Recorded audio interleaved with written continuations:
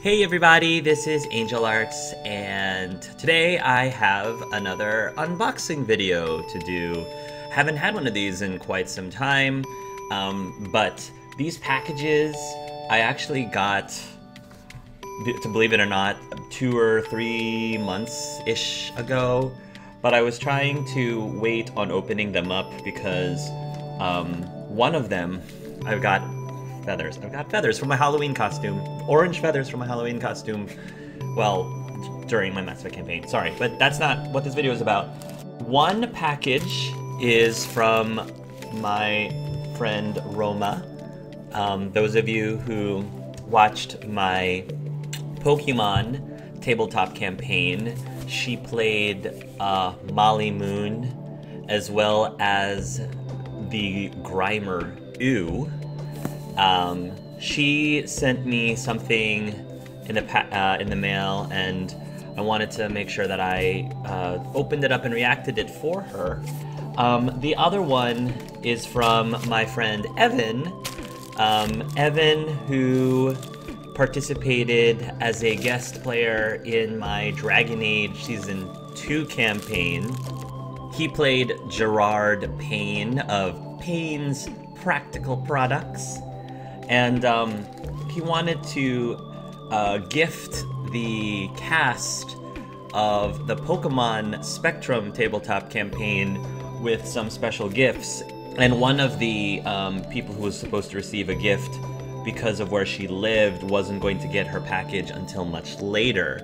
And I didn't want to spoil anything for her for when the package was received by her, so I specifically wanted to wait until I saw that she did her package unboxing video so that I could now open this one and react to it without worrying about spoiling anything for Petra. So we're gonna start with opening up Roma's package really quickly. Let's see what we've got. It's very nicely wrapped. Ooh, oh, whoa, things are falling out. Oh, interesting. So, to Hark from Roma. I'll show you what these are in a second, because a whole bunch of them fell out. So, oh my. So these are cantrip candles, which I think is a reference to D&D, Dungeons and Dragons. Cantrips are magic abilities that many level zero magic spells that, depending on the system, you can either do at will. I think you can do most of the systems, you can cast them at will or something along those lines. But these are cantrip candles, and they're marked. See, they look like this. They're typical candles, but they all look the same. There appears to be 1, 2, 3, 4, 5, 6, 7. There's 9 of them, but I'm looking underneath, and they all have different labels of different scents. And I'm thinking that these candles are intended to be used for when you're playing D&D or some tabletop campaign, just to like set the mood. Because a lot of dungeon masters try to enhance their campaigns by visions, by imagery, sound, music, sound effects, and even the sense of smell. So there's a list here that describes every single cantrip, and I kind of want to guess what each one is before I read what they're about. So I'm just gonna pick one. This one's called Dungeon Depths. Interesting. That one smells like... It almost smells like laundry, to be quite honest. Or linens. That's interesting. Dungeon Depths. Dungeon Depths. Notes. Dust, stone, and water. Miles of winding tunnels and passageways from a network of danger and mystery. Torches smolder and flicker against the damp cavern walls as you get close to your destination, or perhaps your doom. An eerie wind seems to blow from behind you, slowly urging you further and further into darkness. Oh, that is... I can kind of smell that now. I can smell that. This one is called The Adventurer's Bounty. Oh, that one's sort of like a fruity smell to it. It's almost like vanilla with some sort of fruit. I can't really put my finger on it if it's like... It's not apple, it's not citrusy, but it definitely has like a fruity floral note to it. Adventurer's Bounty. Notes: amber, leather, and copper. The stone door slides open to reveal what you've spent years looking for. Piles of jewels, coins, and treasures fill the chamber. As the sweat cools on your brow and your aching muscles begin to relax, you realize that this fortune is enough to purchase anything you desire. Now to figure out how to carry it. I like this one a lot. This one is Sweet Fig Farmhouse. Ooh. Yeah, each of these scents are completely different from each other. This one definitely smells like fall flowers, fall... It's a heavier scent than that, though. Sweet Fig Farmhouse. I guess it's supposed to smell like figs, too. Citrus, fig, and berry. Yeah, I can smell that. Just on the edge of town sits a small farmhouse. The property is surrounded by 3 acres of fig trees and garden patches. The property is magically charmed to deter any thieves or wandering wildlife, but the owners are more than happy to offer some fruits in exchange for a day's work. If you're lucky, you'll get to try their famous fig and berry jam. Oh yeah, that is delightful. This one is called A Walk in the Woods. I'm wondering if this tastes like a forest, pine trees maybe. Yeah, it's cedar. It smells distinctly of cedar. I like cedar a lot. It's pine and sandalwood, excuse me. Pine and sandalwood. That, now that you mentioned that, I can scent that. This is probably my favorite so far. I love that smell of forests or trees. As twigs and branches snap under your feet, sunlight scatters through the swaying pine trees above. A breeze carries with it the scent of fallen leaves and moist soil. That actually describes this pretty well. Better keep moving. The camp is still miles ahead. Oh, awesome. We are almost halfway through everything. This is the Stone Moss Chapel. Oh, wow. This one kind of reminds me of the ocean for some reason. Yeah, it's got like this oceany, not sandy kind of smell, but it's very fresh. Stone moss. Okay, I can see I can kind of get the mossy part of this. Notes of moss, soil, and stone. Before the town was funded, a band of clerics built a small chapel for their rituals and prayers. The passage of time has left it wild and overgrown, but there is still beauty to it. The babbling steam that trickles nearby provides a serene place to gather one's thoughts. Mind the slippery stones, though. This one I like a lot. It's hard for me to choose which of these candle scents I like the most, but... The Library Scriptorium. This one smells a little bit like the chapel, but it's got like a muskier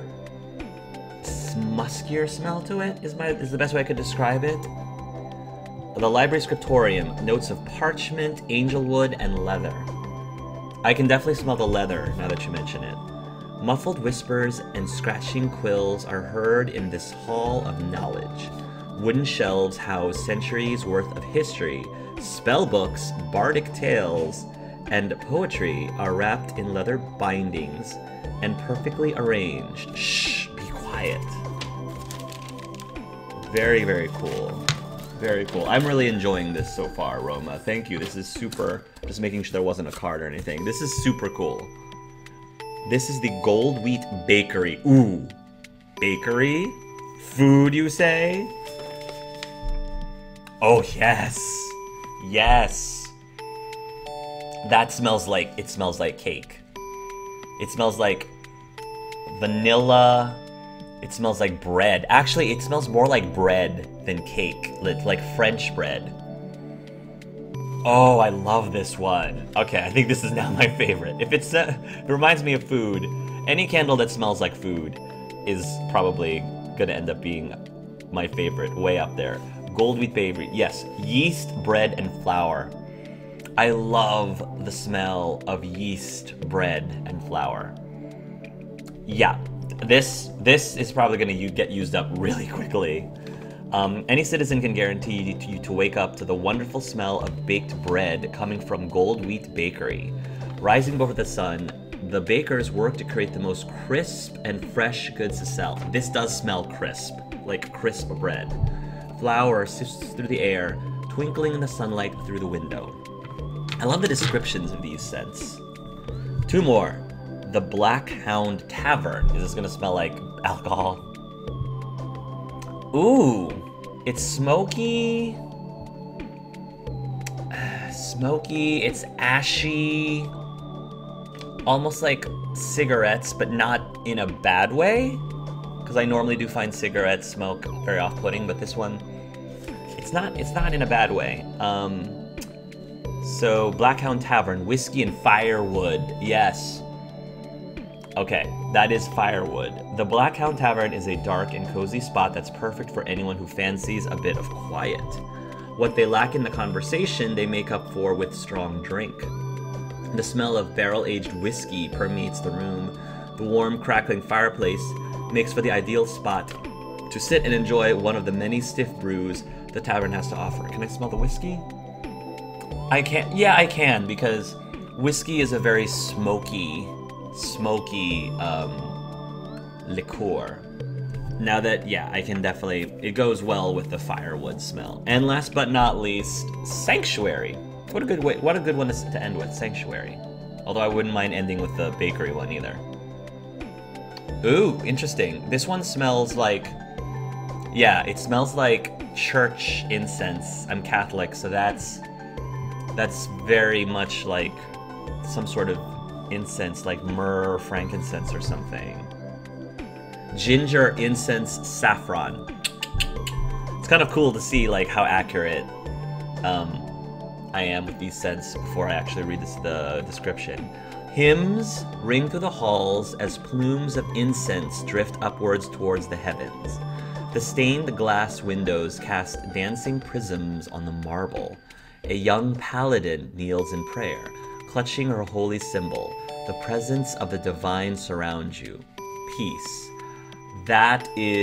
These are so cool. And this is the sample set. So I think, so this, by the way, is from Cantrip Candles, cantripcandles.com, for you who want to like check it out. And this is the sample set. So I'm assuming you can get like full size candles. But this is great as a gift just because you have 9 different ones. I'm gonna go look up Cantrip Candles right now online. Cantrip Candles, Dungeons and Dragons. 100% soy wax candles. Cantrip candles are designed to create an immersive environment through scent. Simply lighting one before a tabletop session will begin to transport you to another world, adding to the enjoyment and depth of your game. What an amazing idea. And they have a bunch of other scents, beyond what's in the sample, like Den of Thieves, Cosgrave Leatherworks, Scarborough Fair. Interesting. That is really cool. Neat. If you are big into tabletop gaming, if you are a GM or DM, definitely take a look at this, because I think this would add another depth to your sessions or campaigns. That is super cool. I haven't done in-person campaigns in a while because I've just been doing the online thing, but this is such a creative gift, and Roma, thank you so much. These scents they're so cool. They're very cool, and hopefully one day, maybe when I play D&D with my kids, this will end up being a thing. So So cool. Such a thoughtful gift, Roma. Okay, now we're going to move on to Evan's package. Handle with care. Alright, let's take a look and see what Evan gave us.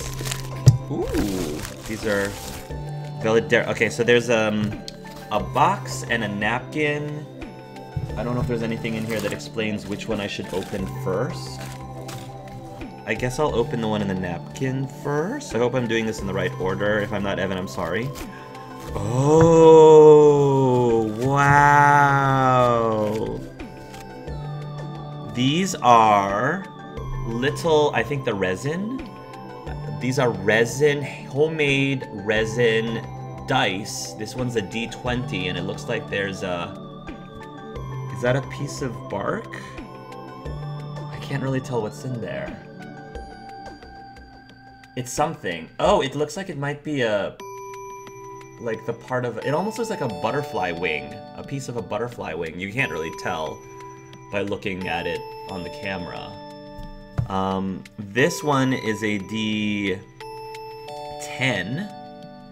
And it looks like it's got the face of, is that Alistair? Is that Alistair? I'm almost thinking that's Alistair. I don't, again, you can't really see, maybe you can see a little bit. You can kind of see the features. But it's clearly in a male, it looks like a male character with a goatee. I don't know if that's Alistair or Cedric from Dragon Age Season 2. I don't know, but that is super cool. And then this one is a D12 with flower petals. I think that's a pink flower petal. These are so pretty, Evan. Did you make these yourself, Evan? I feel like you said he made these. That is super impressive. They're so beautiful. Oh my! There's more of them. There's even more dice in here. Oh wow. There's an entire set. So we've got 3 D6s. Ooh, I don't want to like damage them.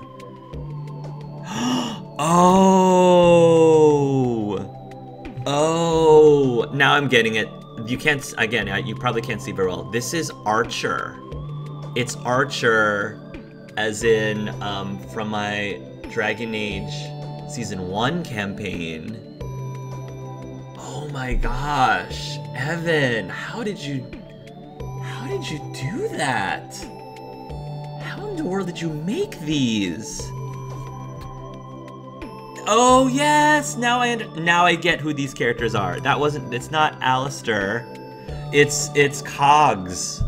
The face with the goatee and the spiky hair, it's Cogs. That is amazing. Oh, and it's Hugh. Hugh from Dragon Age Season 2. Again, you can hardly see it, but that is so awesome. I have no idea how you did that, Evan, but that is impressive. Oh my gosh. And then we have, yeah, and then we have another D10 with like some sort of crystal-y things. Evan might have to, if you see this, Evan, you might have to like correct me in describing what each of these things are. Another D20 with some sort of bluish designy thing. Here's a D12 with, again, with Archer's in there. And a D8, my favorite. I think one of my favorite is the D8. We got Hugh again. That is so cool. Oh my goodness. Evan, I really would love for you to explain your secret to making of these because they are so beautiful. Wow. So thoughtful. You guys are so creative. My community is just ridiculously amazing and creative, and I'm just in awe. Wow. So, a bunch of amazing, awesome gifts from both Roma and Evan. Thank you guys both. That is so cool. Oh, wow.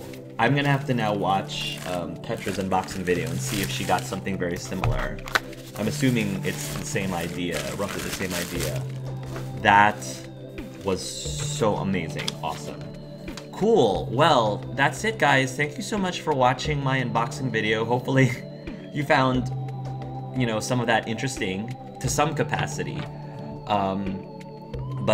Yeah, I guess next time I end up getting something, I'll be sure to react and unbox them. And one more time, thank you so much, Roma and Evan. Mwah! Love you both so much. You guys are amazing friends to me. Thank you for being such great friends.